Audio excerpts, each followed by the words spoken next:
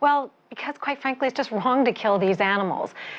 No one's really sure of their numbers, and there's so many other threats in addition to hunting them. Climate change, pollution, all these other threats. And some of the whales they are killing, Sei whales, are endangered, so it's a problem. You've been with covering the International Whaling Commission, you said earlier, for 25 years. What is the setback for groups like yours, for the Humane Society, or for the Commission itself?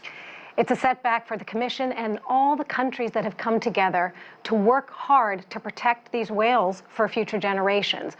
It's a blow to the animals, it's a blow to civil society who has worked so hard to move beyond the heyday of killing whales for their meat, for their oil. It's unnecessary, it's not needed. And the fact that Japan just thumbed their nose at this international community of scientists, of nations, of nonprofit organizations, it's awful, it's embarrassing, and it just opens the floodgates for other nations to do the same. There was a lot of international pressure to stop Japan, including at the G20. Why did it fail? What more could have been done? There's always more that can be done. There's always more pressure to bring. Japan has been really steadfast in ignoring the pressure, but not so much. I mean, this is an opening. They stopped whaling in the Southern Ocean.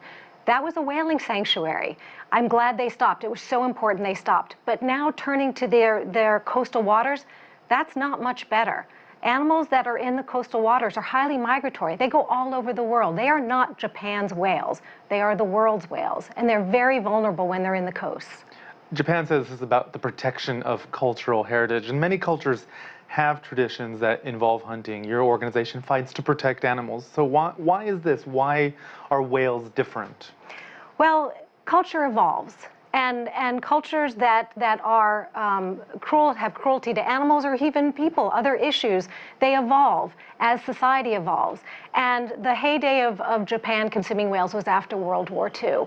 And the United States had a huge history of whaling. We don't whale anymore. New Zealand, incredible history of whaling. They don't whale. They go whale watching, as do we do in the U.S., as does Japan. So it's evolving because something has been cultural. It doesn't mean it should stay when it's dangerous to keep doing that activity, when it's cruel to do that activity. They say, show me the money. So where is the money in this? Is Japan doing this for the money? It's a money loser.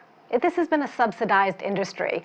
The nation has been paying for this. It's not commercially viable. People are not consuming it the way they did. People don't have a taste for it. People don't want to be associated with consuming whale meat. The money's in whale watching, sustainable, responsible whale watching, which Iceland does, which other nations do.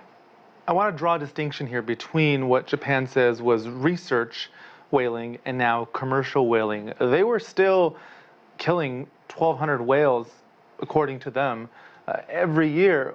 What's going to be different now, and why is this better?